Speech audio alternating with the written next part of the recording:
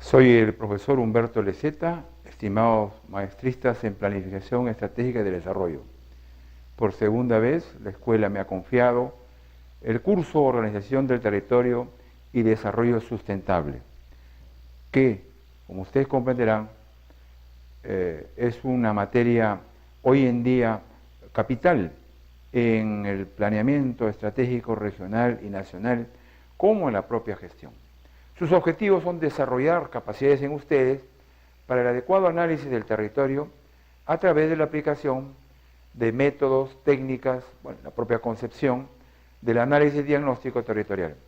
Asimismo, fortalecer sus capacidades para dirigir, impulsar y participar en el ordenamiento territorial hoy y mañana, con criterios más racionales de los que se está manejando, con claridad y no con densidad y con confusión.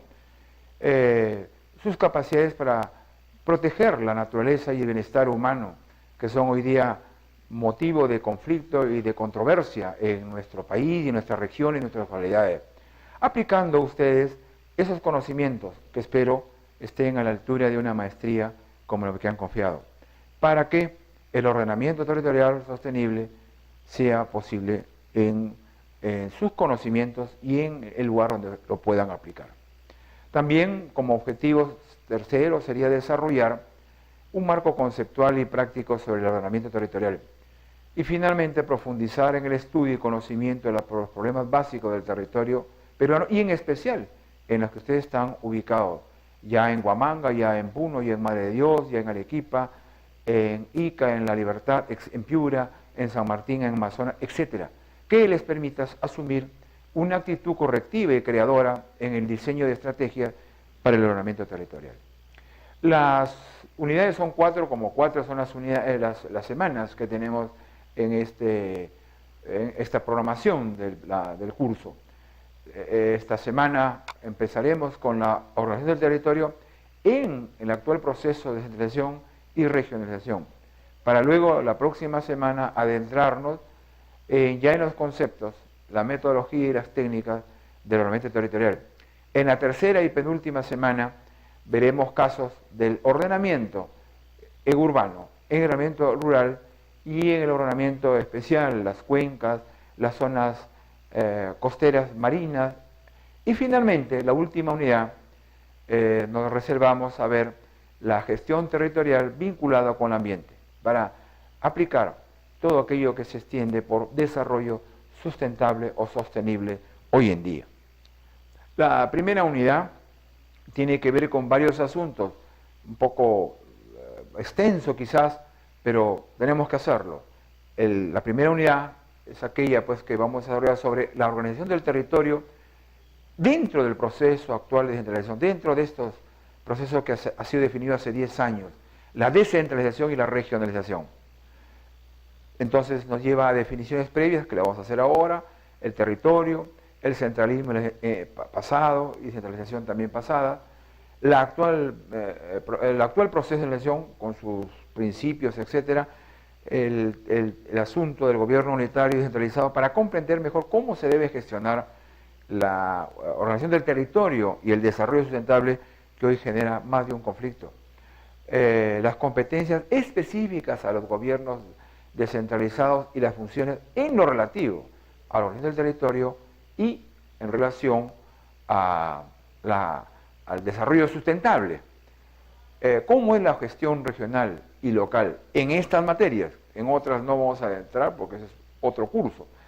El concepto de territorio, las regiones concebidas por la reforma constitucional y la ley de bases, etcétera, la conformación actual de regiones y lo que viene, la legislación sobre el ordenamiento territorial, y vamos a culminar con unas reflexiones sobre las rutas que nos concede hoy día este plan bicentenario de largo plazo al 2021. Empezamos con el asunto previo a la definición, antes de tomarlo en la próxima unidad relativa a la concepción, los métodos y técnicas del ordenamiento territorial. Adelantándonos entonces para tenerlo en cuenta, ¿no? Y luego irlo cotejando con el devenir de los temas y conceptos que vamos a ir desarrollando. La organización del territorio es un conjunto de lineamientos técnicos y normativos que están orientados a la adecuación de las circunscripciones territoriales a la dinámica de los procesos políticos, económicos y sociales. O sea, acá hay un binomio, lineamientos que estén adecuados a la dinámica de los procesos. Las sociedades, las economías regionales, etcétera, se mueven constantemente, tienen dinámicas, y estas dinámicas son en el orden económico, productivo, político, institucional, social y físico, ambiental. Entonces, las normas son el resultado de esa adecuación. Se hacen adecuadamente, se compatibilizan, eso es lo que hay que ver hoy en día. Aparentemente tenemos una confusión y una duplicidad de normas, y entonces la organización territorial resulta siendo adverso a un ideal de organización territorial nacional y territorial. El enfoque territorial es otro concepto previo que también lo vamos a retomar con más desarrollo la próxima unidad, o sea, la próxima semana. El enfoque territorial es aquella visión territorial que se nutre de diversas experiencias, entre ellas la tradición europea de los años 60 y 70, o quizás antes, del acondicionamiento territorial, o la versión norteamericana del planning regional, el planning en base a las cuencas. Hoy en día puedo exhibir a ustedes un documento sobre esta visión territorial que acaba de ser publicada por el CEPLAN, el Centro Nacional de Planeación Estratégica, y cuya autora es una distinguida arquitecta muy enterada y con experiencia, como dice acá, en las consultorías y en el mismo andar de la planificación. Este documento de la arquitecta Luisa Galarza, que está publicado por CEPLAN, se denomina Visión de Futuro del Desarrollo Territorial, de manera que yo les pido a ustedes que puedan lograr comprarlo, adquirirlo o solicitarlo al CEPLAN, porque es un trabajo que nos va a servir en la práctica y que refleja eso, experiencias de una profesional que ha trajinado del Ministerio de Vivienda, del Instituto de Planificación y hoy día en las consultorías. Ordenamiento territorial, otro concepto muy vinculado al primero, es aquel proceso político, porque no puede ser solamente jurídico, administrativo, ni técnico, es un proceso político y a la vez técnico, para una ocupación ordenada y, por otro lado, un uso sostenible del territorio que oriente la regulación y promoción de la localización y desarrollo de los asentamientos humanos, las actividades económicas, sociales y desarrollo físico espacial sobre la base de la zonificación ecológica económica. Pero no solamente esto. Otro más. El ordenamiento territorial tiene como objeto básicamente corregir problemas territoriales, y los hay, de todo tipo, viales, urbanos, de cuencas, de manejo de litoral, etc. Entonces, corregir problemas territoriales y a la vez orientar la ocupación y utilización del territorio de acuerdo con una capacidad. Eso es lo que hay que mirar de aquí a los próximos años, los próximos 10 años, o quizá los próximos 10, pero con responsabilidad, porque de lo contrario vamos a estar pisando los callos, como se dice metafóricamente hablando.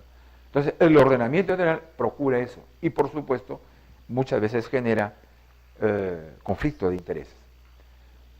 ¿Hay una política de ordenamiento territorial? Sí. ¿Qué cosa es la política de ordenamiento? La política de ordenamiento territorial requiere definir y delimitar ámbitos espaciales, como el de las futuras regiones, como las reglas de compatibilización y coherencia que hoy viene formulándose en la opinión pública, ya en el Parlamento, a través de la comisión correspondiente, como ya también en la sociedad civil. Hay plataformas, ONGs, ¿no?, DESCO, etcétera, que vienen proponiendo unas nuevas normas que reflejen esta política de ordenamiento, en la cual define y delimite ámbitos espaciales, ¿no?, que resuelva cuestiones de importancia, múltiples criterios para abordar la división espacial, naturales, económicos, funcionales. Eso es un problema bien serio, desde lo micro, lo meso y lo macro. Y entonces yo creo que este curso puede servir a ustedes, maestristas, a coadyuvar a la definición y delimitación de ámbitos, a problemas importantes para abordar la división espacial, naturales, etc. La política aproxima, ¿no?, a la planificación y la ordenación de las zonas marinos costeras, a las zonas de cuencas hidrográficas, a las zonas de comunidades nativas, etcétera, que generan y se generan problemas, y las tenemos en más de una ocasión. La política y el ordenamiento territorial, ¿no?, tiene que respetar el principio de la homogeneidad natural o económica, el principio de la planificación. Hoy en día, por ejemplo, me parece mentira, la planificación está sustraída al ordenamiento. Antaño, cuando teníamos el Instituto de Planificación, se hacía el ordenamiento a partir de la planificación regional y la planificación regional concatenada con la planificación nacional. Hoy en día hay un desvío, hay una desarticulación que llama la atención y que ojalá la política, la nueva política de ordenamiento territorial, que se vaya consensando y se materialice una norma positiva, enfrente a este principio, el principio que la planificación orienta la ordenación del territorio y no esté desorientada sin este marco, ¿no? Bueno, las políticas están más o menos decantadas, hay que darle coherencia, contemporaneidad, etc. Una de ellas es el Acuerdo Nacional que se firmó hace 10 años y la 19ª Política de Estado, ¿no?, precisamente enfatiza el desarrollo sostenible y la gestión ambiental, que sería otra medida de la política. En este se dice que promoverá el ordenamiento territorial, el manejo de las cuencas y bosques y zonas marinas costeras. Miren, el ordenamiento territorial, el manejo de cuencas y zonas marinas costeras, así como la recuperación de ambientes degradados, considerando la vulnerabilidad del territorio. La política ambiental, que está fijada hace poco, hace 3 años, por el Decreto Supremo 019-12, por el Ministerio del Ambiente, ¿no? Y en este decreto se establece que el ordenamiento territorial debe impulsar, ¿no?, ese ordenamiento como base de los planes de desarrollo concertados y el desarrollo de fronteras en la gestión de cuencas hidrográficas y otra vez la zona marina costera. O sea, no todo puede ir bajo un solo esquema. Hay varias maneras de enfrentar este ordenamiento. Una de ellas es las cuencas hidrográficas, otra es la zona marina costera. Y hay otras especiales, las urbanas y las rurales, etcétera, que vamos a ver en el transcurso de las unidades de este curso. Pues bien, en el 2010 salió una resolución ministerial que también debe considerarse como una base de esas políticas. La resolución ministerial 026 del Ministerio del Ambiente, que establece que hay que implementar este verbo inglés que a veces lo aceptamos, a veces, implementar el ordenamiento territorial y la gestión integral de la zona marina costera y la gestión integral de las cuencas hidrográficas. O sea, hay 2 ya maneras especiales de enfrentar este ordenamiento que resulta crucial. Muy bien, esto lo vamos a ver con mayor detalle, la política, la definición que hemos antecedido, la próxima semana, cuando ya abramos los textos, los libros, la teoría, los métodos y las técnicas que se ha usado antaño y se usa hoy día sobre la ordenación del territorio. De manera que lo anterior es un adelanto para tener adelante. Entonces, otro segundo punto, otra primera definición, otro requisito sine qua non de este curso, es un poco ordenarnos los conceptos sobre el territorio nacional. Y en primer lugar, y esto está en un documento oficial del año 2004, me parece, en el CND, Planificación Nacional de Inversiones, está allí el documento, y ahí más o menos nos sirve de parámetro para el cual lo podemos conversar académicamente y profesionalmente. El territorio nacional es una compleja fragmentación física del territorio. Ahí hay que perder. Y, por otro lado, tiene una alta diversidad ecológica. En este sino complejo, los Andes, la cordillera de los Andes, determina esta fragmentación. La cordillera, por lo pronunciado de sus pendientes y su posición perpendicular a los vientos alisios, crea y creará una enorme diversidad de climas, pisos ecológicos y formaciones morfológicas, que lo podemos probar a cada momento. La zona de naturaleza contrastante que hay entre nosotros, uno sube rápidamente de Callao a Ate, y de Ate a Matucana, y Matucana a Chilca, y de Chilca a Ticlo, y vuelves y tú estás contrastando a pocos kilómetros un sinnúmero de contrastes de la naturaleza que determinan el potencial de intercambio económico entre producciones complementarias, ventajas que han sido utilizadas por el hombre peruano a lo largo de la historia. La morfología andina configura rutas naturales de comunicación.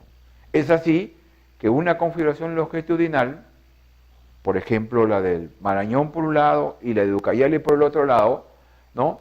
Dan un sentido norte-sur o sur-norte, ¿no? A esta vía natural. Y luego, pues el Amazonas, ¿no? Por decir, o hacia abajo por el Urubamba, etc. Es en general más fluido, con menos obstáculos que el transporte transversal, en el sentido este-oeste. Históricamente, el hombre peruano ha asumido el reto, como diría Toynbee, ha asumido el reto utilizando a su favor esta compleja geografía, y la ocupación humana del territorio ha sido determinada en gran parte por la morfología física. No hay un determinismo, como diría Ratzel, ¿no? Un geógrafo del siglo XIX, pero más para una reflexión, la cordillera en nosotros sí significa un reto en términos de Toynbee y una respuesta de las diversas civilizaciones prehispánicas y hasta ahora, que lo vamos a ver posteriormente. El territorio nacional tiene 3 accidentes geográficos naturales que facilitan las comunicaciones.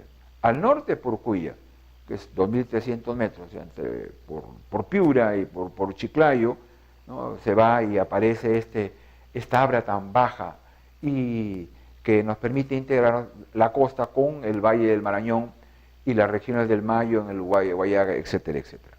En el centro tenemos el nudo de Pasco, que es la confluencia de cordilleras oriental, occidental y central, y genera cuencas para abajo, para Huánuco, para el norte, o para el sur, para el Mantaro, ¿no? Ha permitido comunicar Lima con el Valle del Mantaro, con la región minera de Pasco, con la selva central del Posuso, de Oxapampa, con el Valle del Alto Guayaga, ¿no? Siguiéndose a Huánuco, Tingo María, con el puerto fluvial de Pucallpa, facilitando la construcción de carreteras y el ferrocarril.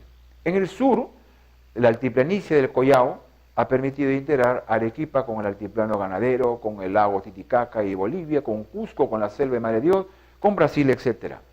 Ahí está la muestra una muestra cartográfica de nuestro territorio nacional. Y ahí está la población. Las cuencas hidrográficas históricamente han sido factor importante en la delimitación territorial de las naciones, en especial en aquellas en las cuales el manejo y la distribución de las aguas tiene un alto valor económico, como el caso del Perú, valor que es determinado por sus usos e impactos. Esto es vital, comprender las cuencas. La cuenca hidrográfica se ha adaptado como unidad de planeamiento territorial en muchos países. Por ejemplo, en el Valle del Tennessee, ¿no? Donde está la unión del Missouri con el Mississippi, que son más de 5.000 kilómetros, es un ejemplo. Nosotros, la cuenca del Marañón, la cuenca del Ucayali, la cuenca amazónica, etcétera, pues deben ser una de las unidades, uno de los criterios, no los mayores, pero no los únicos. Las cuencas se definen por la cordillera de los Andes, ¿no? La cuenca del Santa, la cuenca del Chirapiura, etc. la cual determina el flujo de los aguas superficiales, con abundancia en la vertiente oriental y escasez en la vertiente, salvo Santa. ¿No? Salvo, todo el resto tiene que represarse para tener la magia de las irrigaciones. La evolución geológica de los Andes, con sus pliegues que hemos visto sucesivos en la dirección norte-sur o sur-norte, ha configurado profundas y extensas cuencas que dan origen a grandes ríos, la mayoría de los cuales confluyen al oriente, al Amazonas, y finalmente al Océano Atlántico, y que está ubicado a 5.000 kilómetros de la frontera Perú-Brasil, en el Mismi, un Picacho, el Mismi en Arequipa ahí. La evolución geográfica, entre otros ríos, cabe destacar el Marañón, la serpiente de oro, así señalados por Ciro Legrilla, nuestro novelista clásico, el Ucayali, que es el otro brazo, el Huallaga, que va a confluir luego al Marañón, y el Madre de Dios, que luego va al Madeira, en Brasil, remontando hacia el interior, el Mayo, el Mantaro, el Apurima, el Pampas en Ayacucho, Huancavelica, y el Urubamba en Cusco. Ahí tienen, en esta matriz, las cuencas, ¿no?, que lo pueden ustedes apreciar con más detenimiento. Ahí está el territorio nacional por densidades, etc.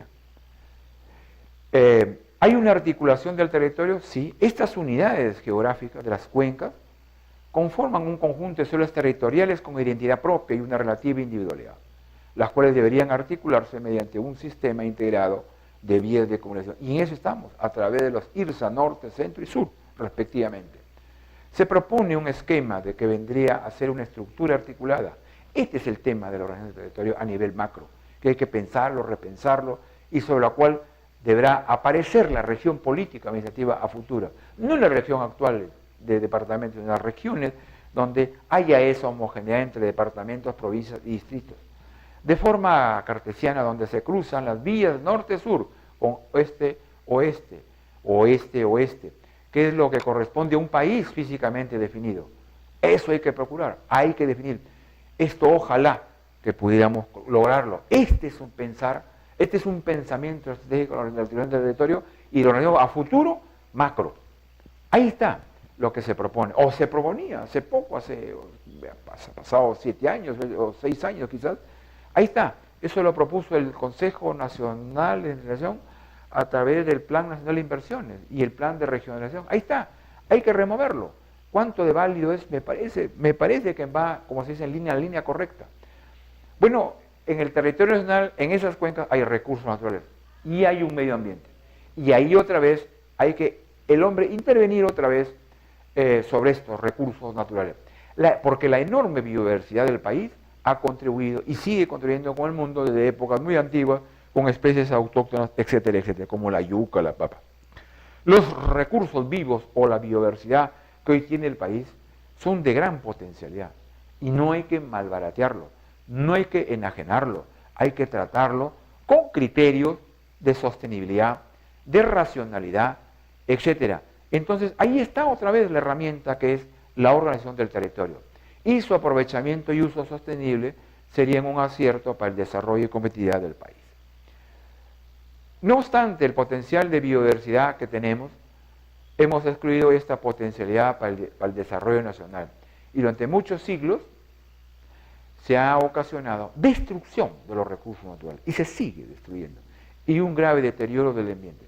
Por eso, no es que haya una hostilidad de los medioambientalistas, es una campana a la cual hay que adherirnos, ¿no?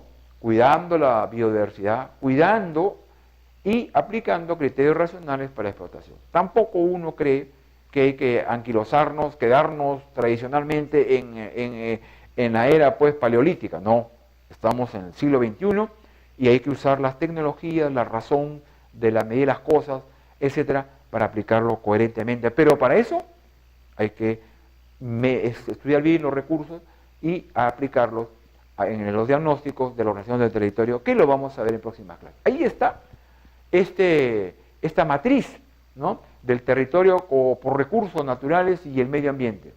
Y los objetivos estratégicos que habría que ver si hoy en día son válidos para el mañana. y de ese modo aplicarlo al plan bicentenario, que es un plan para mí vigente. Muchas gracias.